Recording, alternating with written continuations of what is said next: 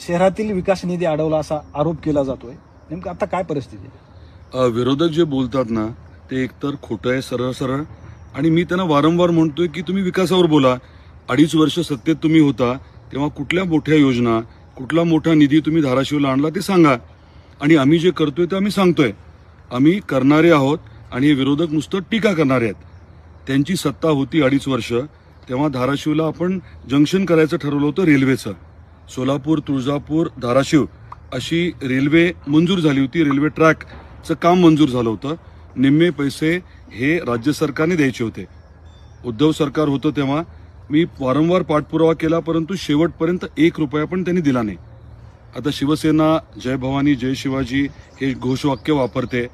आपल्या कुलस्वामिनी, महाराष्ट्राची कुलस्वामिनी आई तुळजाभवानीच्या मंदिरासाठी आणि तुळजापूरसाठी मी निधीची विनंती केली होती, उद्धवजींकडे केली होती. शेवटपर्यंत त्यांनी 1 रुपया दिला नाही. मग मी दुसरी विनंती केली की ठीक आहे, मी केंद्राकडनं पैसे आणतो, तुम्ही फक्त आराखडा मंजूर करा. तरी देखील त्यांनी मंजुरी देऊन आराखडा वरती पाठवला नाही. दुर्दैवाने त्या 2.5 वर्षात रेल्वेचे काम होऊ शकलं नाही आणि मंदिराला किंवा तुळजापूरला 1 रुपया सुद्धा या माध्यमातून मिळू शकला नाही. आता या कालावधीमध्ये या 2 आमदार खासदार हे दोघांनी नेमकं आपल्या जिल्ह्यासाठी काय केलं सांगावं ना. रेल्वेसाठी काय हालचाल केली का? तुळजापूरसाठी काय हालचाल केली का?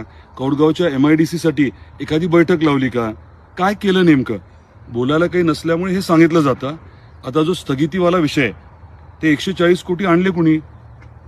खरं तर नगरोत्थान योजनेच्या माध्यमातून तुळजापूर आणि नळदुर्गला साधारण 150 आणि 100 कोटी असे 250 कोटी रुपये मंजूर झाले. तिथल्या निविदा झाल्या.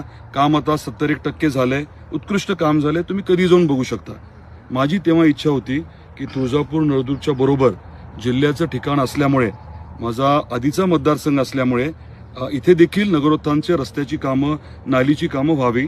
आपल्या शहरामध्ये, धाराशिव शहरात रस्त्याची परिस्थिती या अंडरग्राऊंड ड्रेनेज सिस्टम वगैरेमुळे अतिशय भयानक झालेली आहे. आणि हे सगळं मी आदरणीय देवेंद्रजींना सांगितलं. तेव्हा ते उपमुख्यमंत्री होते.